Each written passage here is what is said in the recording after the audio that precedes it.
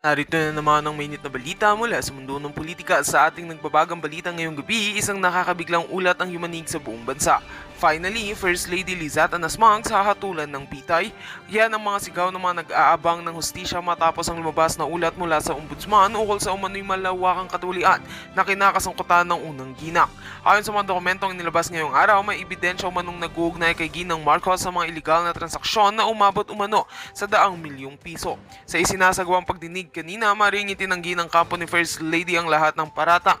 Giit ng kanilang abogado, wala umanong sapat na batayan ng mga akusasyon at isa lamang itong political demolition. Gayunpaman, hindi naawat ang publiko sa pagtipon sa harap ng Korte Suprema. Bit-bit ang mga placard na may nakasulat na wala ng taka sa batas at panagutin ng dapat managot.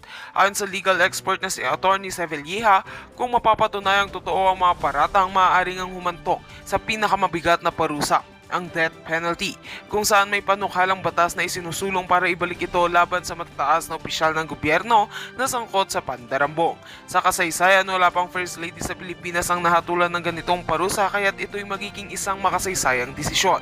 Sa ngayon, patuloy ang investigasyon at inaasahan ng susunod na pagdinig sa darating na linggo. Manatiling nakatutok para sa mga susunod na updates. At yan nga ang mga balitang ating pagkakatutukan, at kung bago ka pa lamang sa aking channel ay huwag kakalimutang mag-like, share and subscribe para updated ka sa aming mga bagong balita dito sa Tatak Pinas.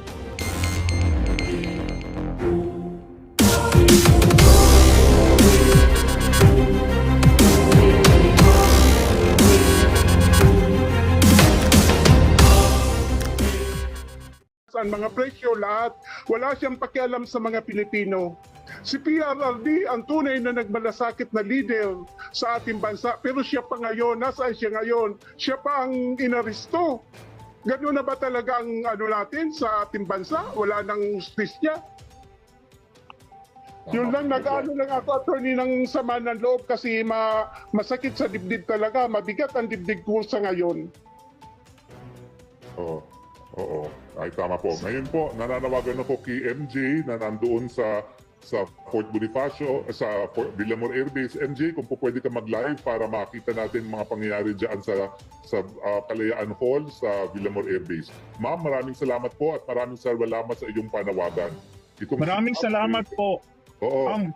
Folks, nananawagan din ako sa ating mga kababayan na nasa loob ng Zoom and even nasa Facebook na kung gusto nyo maglahad ng inyong damdamin, magtaas lang po kayo ng kamay, i-recognize po namin kayo. Maraming salamat po. Oo. Yes, ang tawagan po natin si Kat ngayon. Go ahead, Kat. Kat, paki-unmute po ng sarili nyo, Kat. Hello po, attorney. Hello po. Yes, Kat. Kat. Nasa iyo yung floor. Yes po. Gusto ko lang po malaman kung kailan po at anong oras po yung meeting natin para sa people. Hello? Kat, pakilakasan ng boses. Ano ulit yung sinasabi nyo? Kailan po tayo pwede magkita-kita, magtipon-tipon para kay Tatay Digo? Well, ngayon na tayo pumunta ron. Kailan ba tayo para dumami na pumunta pa ba tayo doon? Wala na? Galing pa po kasi kami Pangasinan. sa Villamor Air Base?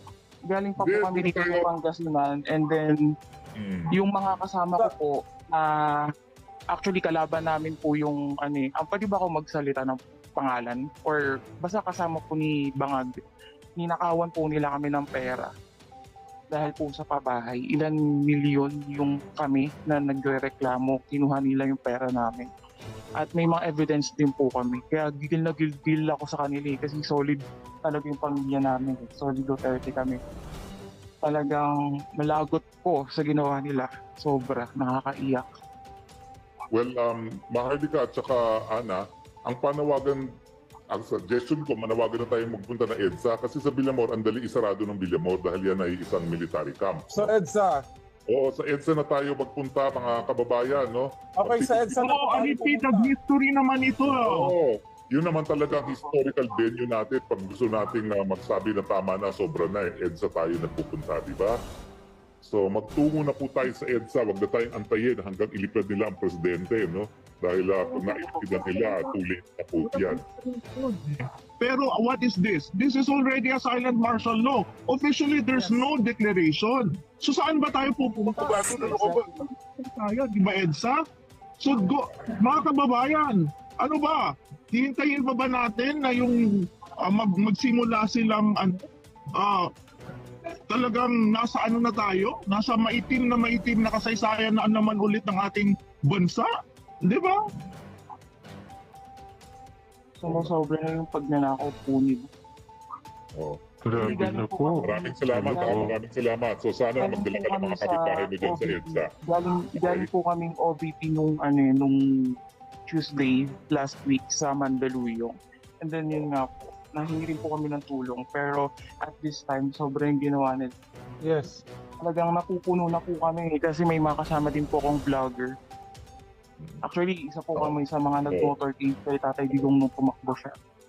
Lahat ng mga kasama nating vlogger, i-live nyo rin to sa inyong mga pages ha, at sa inyong mga YouTube dahil itong panawagan natin dapat makarating sa lahat ng Pilipino ha. Kailangan lahat ng Pilipino. Ikaw, Marley, manawagan ka muna ngayon no, habang tayo nag-aantay. Yes, Prof. Ana, may sinend akong picture sa iyo na kung saan makikita si Pangulong Duterte na nasa VIP lounge at finally ay kumakain na siya ngayon kasama si ang kanyang partner na si Miss Hanilet.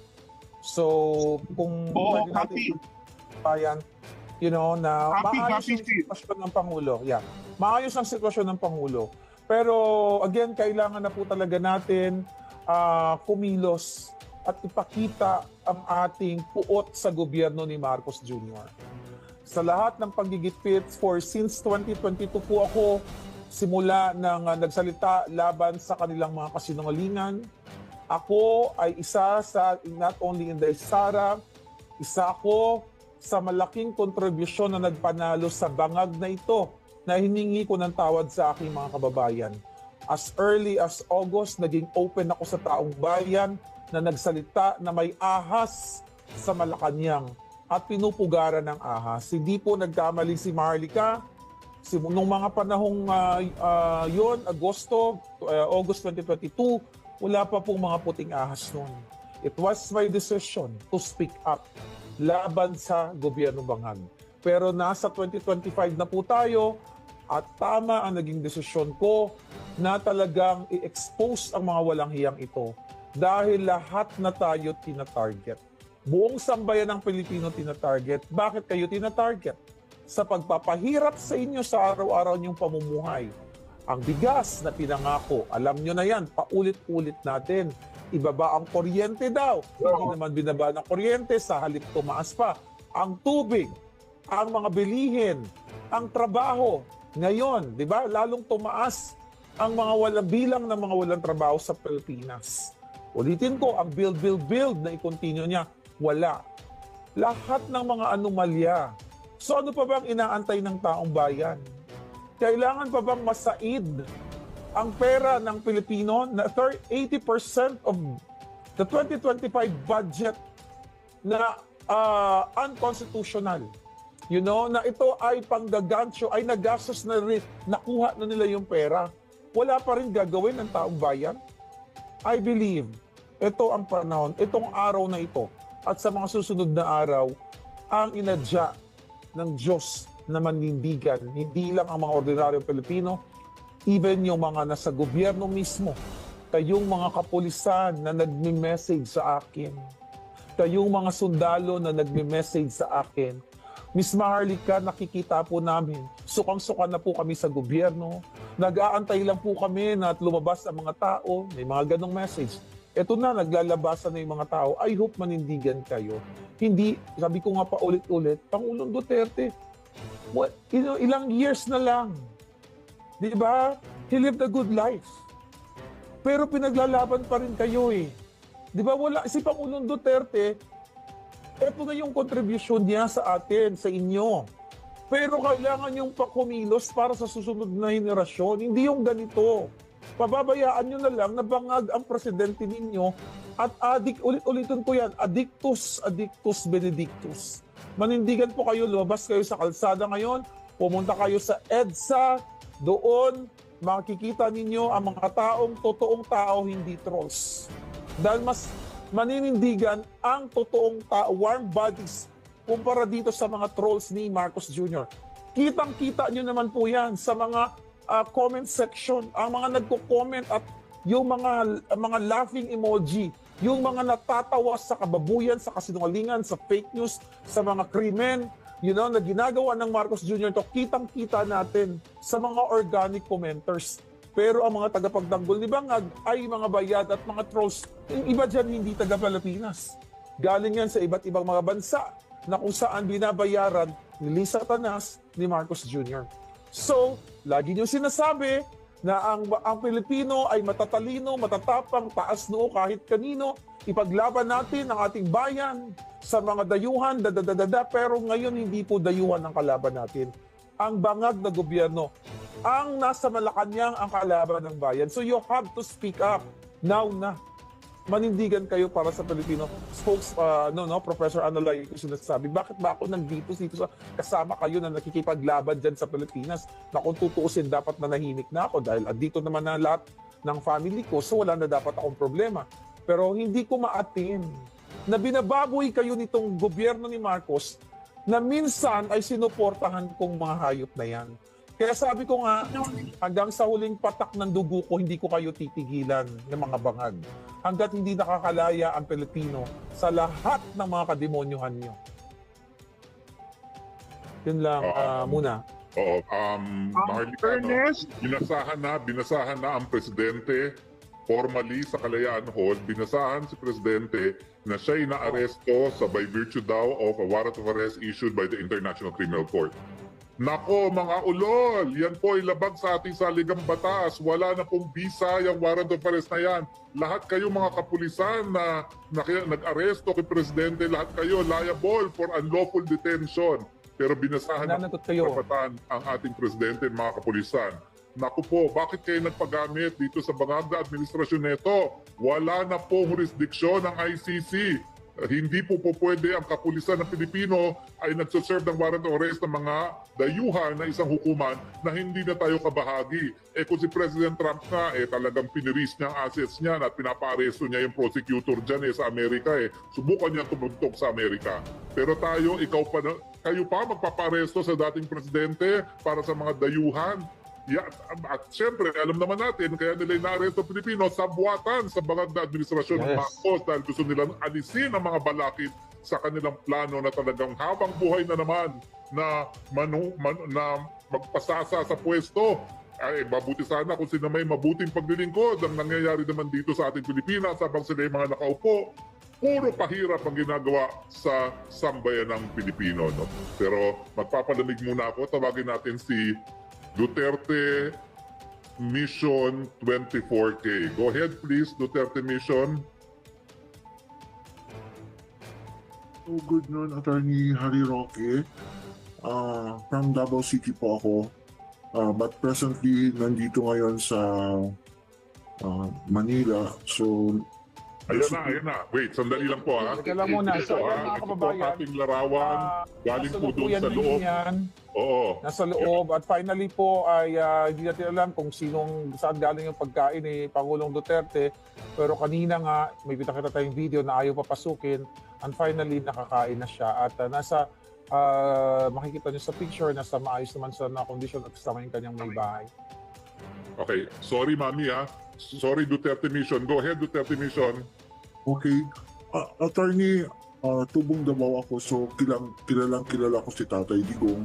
So, ibig sabihin, mula bata po ako hanggang ngayon, then ako din yung nilabas dati sa song nila ni Sas na naging testigo na ginorgor si BP Inday.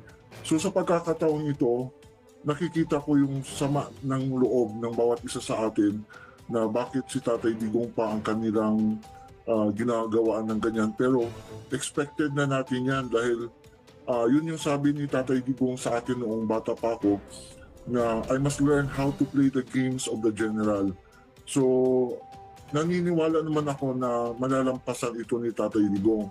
So I'm looking forward na lahat tayo ay patuloy pa rin na suportahan si Tatay Digong because he is the only person, no? Yung kaibigan mo na si Attorney David Castillon ay kasama ko rin siya noon na isinulong ka namin para ikampanya during your candidacy. So I do believe na malaki ang maitulong mo pa rin sa ating bayan. So I'm very happy na kahit hindi ka man naluklok ngayon bilang senador ay patuloy ka pa rin sumusuporta. Ayan. At naniniwala po ako sa iyo. Sa mga YouTube nga lang na. Maraming salamat, Duterte, ano bang ginagamit? Mission, no? Duterte Mission. Maraming salamat po, ha? Tawagin naman natin ngayon si Brothers. Go ahead, Brothers. May pabarang na lang. Pwede nga lang. Hello, attorney. Magandang hapon, attorney. Go ahead po, Brothers, Travelers. Miss Maharlika, magandang hapon. Ayun, kilala ko ni Attorney Harroque, lahat po ng laban ni dating Pangulong Rodrigo Roa Duterte na maisip pa magkasama po kami. Yung pong sa akin, share ko lang Attorney, ito pong nangyari pong ito kay Tatay Digong, para sa akin, maliwanag po na gusto po na papagsakin na talaga ang mga Duterte. Yan po ang nakikita ko. Kung titingnan po natin, fiscal year 2023 to 2024 budget, hindi po pinapansin ng mga makakaliwang grupo, Kamatayang Black, at kamping-kampi pa sila dito sa mga Duterte, kay BP Sara, itong mga to. So, doon pa lang nung lumipat po yung 2024 to 2025 budget, nagbaliktad ang kwento, kaya nasa impeachment si BP Sara. At ngayon po, si Tatay Digong, ito lang masasabi ko po sa ating mga kabayan, pinakita lang po ng ating Tatay Digong, Mayor Rodrigo Roa Duterte, na talagang may bayag siya, may yagbol siya. Kamukha ni Marcos, na hindi niya kayang harapin ito pong pagpapadrag test. Napakasimple lang po yan, hindi po kaso yan. Pero itong kay Tatay Digong, ipinakita niya na talagang haharapin niya, bagamat alam po natin na hindi na natin kinikilala sa Rome Statute, ito po mga ICC at ipinadaan sa Interpol at ang Interpol kinilala po ng gobyernong ito, imbalido na nga po yung dokumento sa ICC. Tapos ibig sabihin nun, wala nang kwenta yun. Pero dahil nga po dito sa pagkakita rito, tama yung sabi niyo po, attorney, illegal detention, baka pwedeng lagyan ng serious illegal detention pa ang ginawa po at unlawful labag sa batas lahat ang ginawa po nila. Ang mention ko lang tuloy po ang laban, walang bibitaw at sama-sama po tayo sa labang ito. Maraming salamat, Ms. Maharlika, at kay Attorney Harroque. Yes, maraming salamat, no? Sinong susunod natin tatawagin? Actually, spokes, mga palangga. So itong ginagawa talaga nila na illegal na pag-aresto kay Pangulong Duterte, diversionary tactic talaga to para hindi mapag-usapan yung vice cam report.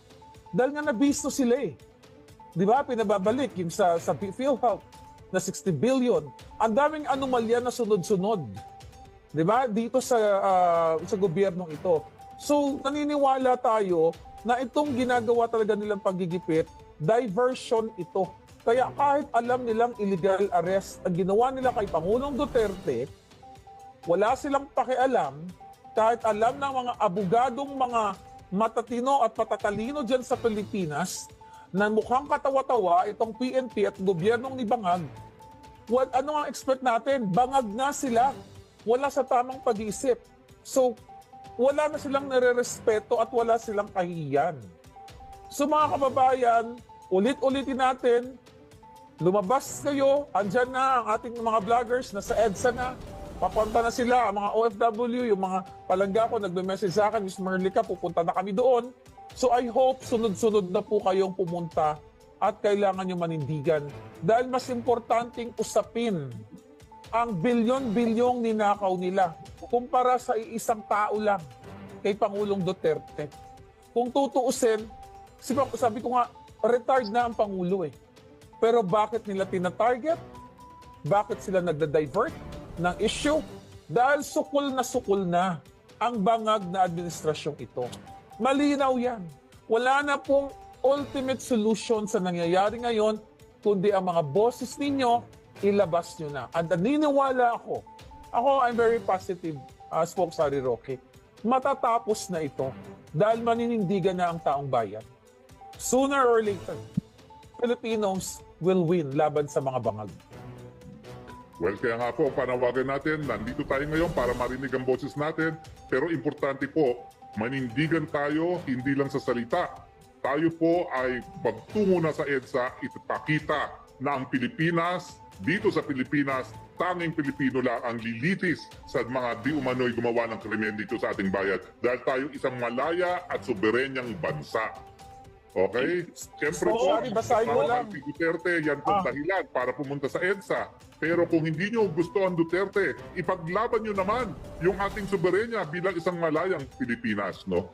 Okay. Prof. Ana, sige, ikaw muna, tapos tawagin natin si Mila Morales. Prof. Ana, saglit lang po. Gusto ko lang yung mga nanonood sa atin, si Dion. Sabi ni Dion, only we the Filipino can end the corruption on how corrupt our nation is o how poor our people are. Sabi niya, and crony and capitalism. Please pray for Tatay Digong. Please pray. Stop corruption now. Si Kampong Chicken, sabi niya, if the Filipinos are in the delusion of having a future within this government, wake up. Sabi niya. No plead of hope or cry will change this government. Lumabas na daw po kayo sa kalsada at kailangan ipagtanggol ang ating mga kababayan. Ngayon, ang ating karapatan at ang ang mga comment halos lahat dito gusto nilang ilis ang issue kasi booking na sila. So yes, Prof. Ana. Yes, Prof. Ana. Gusto ko lang sabihan si Spokes na may pinadala ako sa kanya. Paki-check Spokes, paki-check yung message ko.